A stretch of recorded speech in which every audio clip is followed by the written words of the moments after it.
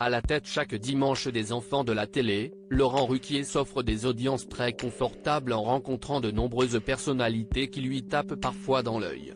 Depuis ses débuts en 1987 sur France 3 Régions, Laurent Ruquier est devenu l'une des valeurs sûres du service public, mais aussi de la radio.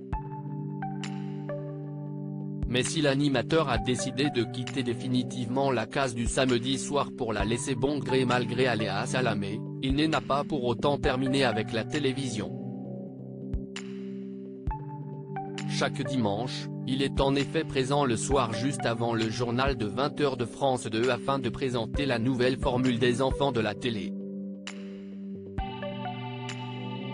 Les enfants de la télé, les belles audiences de Laurent Ruquier. L'émission culte d'Arthur Cest en effet refait une beauté en 2017, et profite depuis d'un joli succès d'audience, notamment chez les jeunes, qui ont pour réputation de ne plus regarder la télévision. Il est vrai que les jeunes ont plus tendance à regarder des séquences sur leur smartphone, admet-il auprès de Télé 7 jours. Le concept des enfants de la télé offre l'occasion de passer des extraits sur les réseaux sociaux.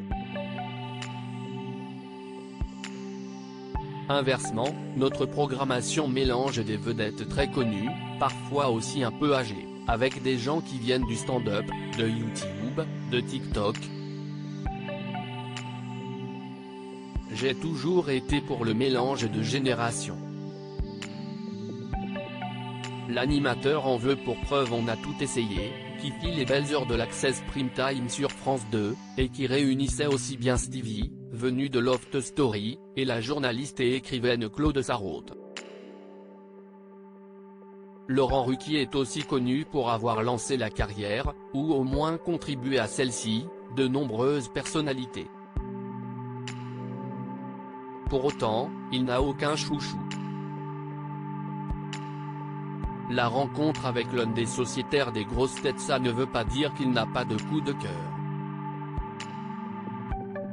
Comme il l'explique à nos confrères, l'ancien animateur dont n'est pas couché à la volonté de découvrir les gens. Un exemple très parlant, c'est Paul Elrarat, que je ne connaissais pas, ne suivant pas les 12 coups de midi, sur TF1, d'où il est sorti après 152 victoires, en 2019. Pour moi, ça a été la rencontre. Pour celui qui est aussi producteur de théâtre, il considère le jeune homme, désormais chroniqueur aux grosses têtes, comme formidable, cultivé, pas seulement une machine à mémoire. C'est pour cette raison qu'il a rejoint sa bande sur RTL. À lire aussi Les grosses têtes, ce changement annoncé par Laurent Ruquier.